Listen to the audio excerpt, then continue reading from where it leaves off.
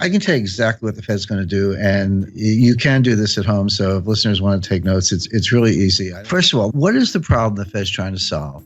What is their solution? And then what are the exceptions to that so that we can have a complete predictive analytic model? The problem they're trying to solve is the following. We know from a long series of experiences, 30 or more business cycles since the end of World War II, that when the U.S. is in a recession, you have to cut interest rates 3 to 4% to get the U.S. out of a recession. You need 300 to 400 basis points of cuts to get the U.S. It's like a plane heading for the ground. How do you pull it out of a nosedive and get it back up in the sky? The answer is 300 basis points of cuts. How do you cut interest rates 300 basis points when you're only at 75 basis points? The answer is you can't. And forget about negative rates. The evidence is now pretty good that negative rates do not work. In other words, negative rates are not more of the same. When you go from, let's say, 0.5%, and you go to 1/4, and then you go to 0, and then you keep going to negative 25, you didn't just ease by another 25 basis points. The evidence from Japan and Europe is that you're through the looking glass and you have very strange effects, really unintended consequences. I'll give you a couple examples. So the conventional theory is, well, the more I cut interest rates, the more stimulus I get. That's a joke, but that's what they think. But if I go negative, you're absolutely going to go out and spend the money. Because if you don't spend the money, I'm going to take it away. You sit there long enough, you'll have nothing left in your bank account because I'm going to take, with these negative interest rates, I'm going to take it away. So people will run out and spend. And the other thing is that, it's obviously, from the lending point of view, they'll borrow money, because the bank pays you to be a borrower. But here's what happens in the real world. This is the difference between academics and human beings. When people see negative interest rates, people have goals in mind. They have lifetime goals, right? They want kids' education, parents' health care, their own health care, retirement. If you start taking their money away with negative rates, guess what they do? They save more. They're like, hey, I got to put my kids through college. You're taking my money. Well, I better save more. And then what kind of signal is the central bank sending with negative interest rates? They're sending a deflationary signal. So people go, well, if you think it's going to be deflation, I'm not going to spend money. I'll wait till the price comes down. So you're trying to encourage lending and spending. And what you get is more savings and no spending, deferred spending. You get the exact opposite of what you want. So again, another egghead experiment gone awry. But the point being, so negative rates don't work. So zero bound really is zero. It really is a boundary. And Bernanke has said this in his recent writings, and I think he's right about that. So back to the problem. How do you cut interest rates 300 basis points when you're at 75? Well, the answer is you can't. So you have to raise them to 300 basis points. So the problem the Fed is trying to solve is how do they get rates to 3.25% before the next recession? Now, I'm not saying the Fed sees a recession, and that's easy because the Fed never sees a recession. In 102 years, the Fed has never seen a recession, never forecast a recession, but they know their economic history. We are 8 years into an expansion. It feels punk. I mean, the growth is anemic, but labor force participation is low, productivity is dropping. There are a lot of bad things going on, but in fact, we are in the 8th year, actually coming up on, soon be entering the 9th year of an expansion, which began in June 2009.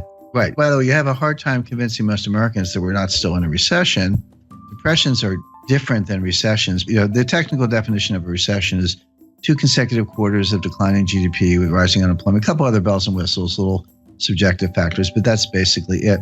So people, when you say depression, they're like, depression sounds worse than a recession. And if recession is 2 quarters of declining GDP, then a depression must be like 10 quarters of declining GDP because it's got to be worse. But that's not the definition.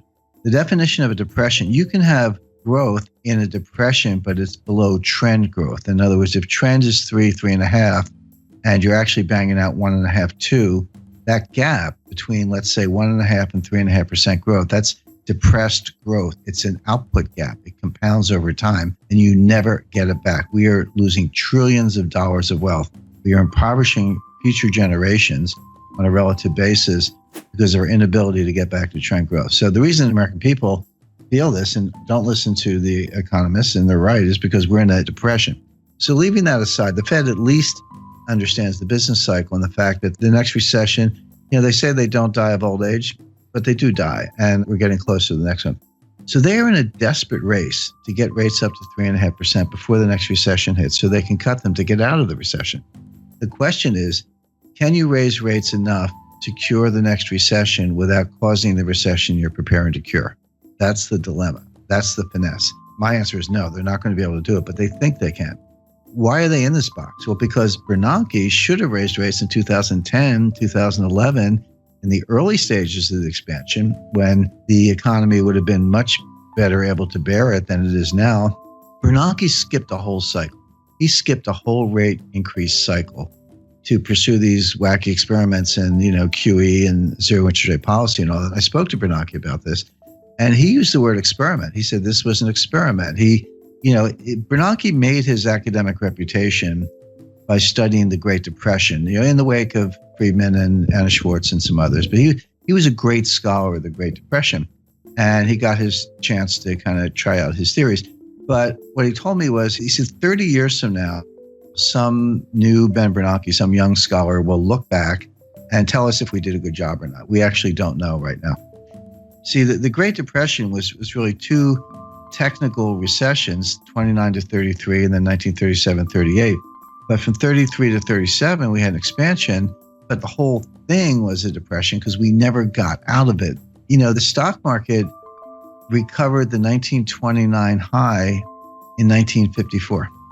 It was a long time to get back to even. But Bernanke's mantra was, doing something is better than doing nothing. I completely disagree. It's better to do nothing if you don't know what you're doing. And this is really the monetary equivalent of the Hippocratic Oath. Doctors say, first rule of being a doctor is first do no harm. Anyway, bottom line is, by pursuing QE and zero interest rate policy, Bernanke failed to raise rates during the early stages of a cyclical expansion, which he should have done. If he had, the economy would have been just fine, and we'd be able to cut them today, but he didn't. So Janet Yellen now has to make up for lost time. So that's the mission. But again, and this is what the market completely does not get, and the Wall Street economists don't get. Nobody gets this, because they see the Fed raising rates, and they've done the correlations and the regressions back to World War II, and they go, every time the Fed raises rates, the economy is getting stronger. So if the Fed's raising rates, the economy must be getting stronger, so bid up stock prices, et cetera. But that's like saying umbrellas cause rain.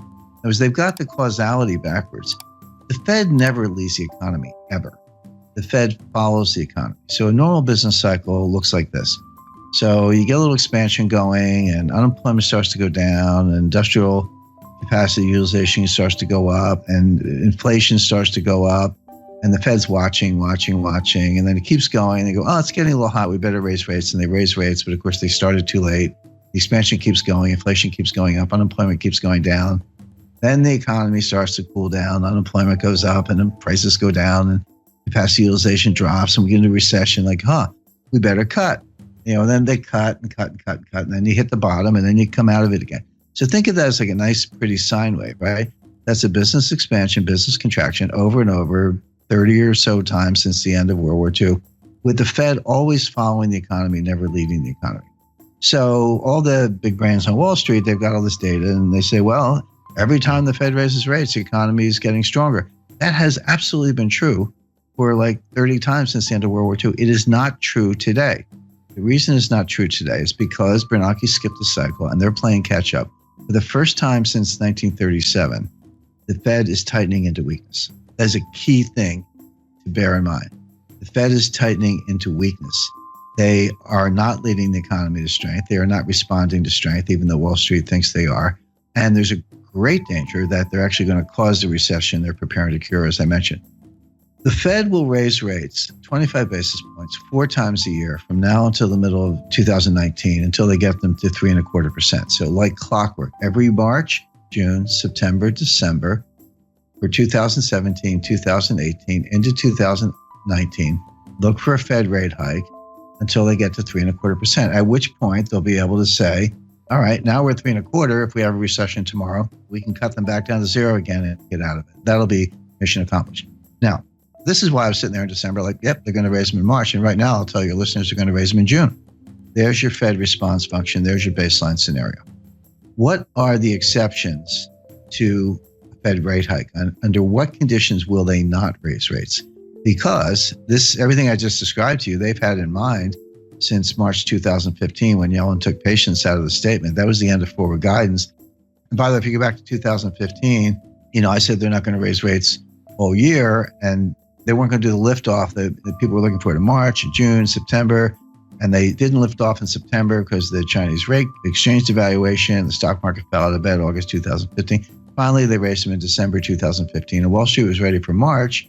I said, no. In June, no. September, no. It wasn't until December 2016 that they raised them the second time. So obviously, there are conditions under which they don't raise rates, notwithstanding the baseline scenario. So what are those conditions? There are three.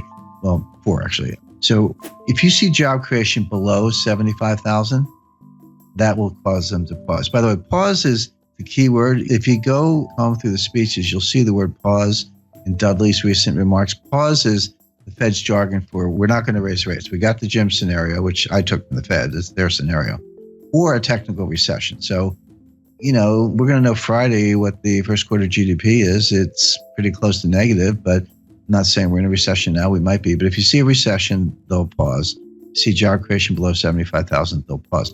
By the way, that's a very low bar. If you see a jobs report, see, this is the other thing that confuses Wall Street. You see a jobs report with 100,000 jobs. So Wall Street goes, oh, that report's really weak. The Fed's going to think twice. No, 75,000 is the number. Yellen told us that. It was in one of her speeches. You just have to be a geek like me and read all the speeches. So the third factor would be disinflation. So the Fed has this 2% inflation target. They've missed it for 6 years. They're finally getting close to hitting it. By the way, I think the listeners know they use the PCE core deflator year over year. There's PPI and CPI and core, a bunch of inflation indices, but we know what they use. PCE core deflator year over year. That actually has been getting close to 2%. But if you see it turn around, if you see that gap down to like 1.5, 1.4, 1.3, then they will pause. The last condition for the pause is a disorderly decline in stock markets more than 5%. If you see a 6, 7, 8% decline, so if the S&P went down 100 points, Fed doesn't care. Dow Jones goes down 1,000 points, Fed doesn't care.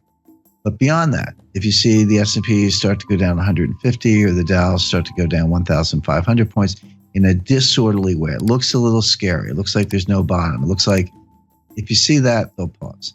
So the Fed is going to raise like clockwork 4 times a year for the next 2.5 years, unless you see job creation below 75,000, disinflation, a technical recession. If you don't see one of those things, they're going to raise rates. And so right now, I don't see any of them. I mean, they could all happen, but it looks like, growth is going to be positive. Job creation's been decent, over 100,000. Disinflation is probably coming, but not quite here yet. And they'll want to see a couple months in a row. And the stock market's not crashing. So none of the pause conditions are in place. Therefore, they will raise rates. Simple.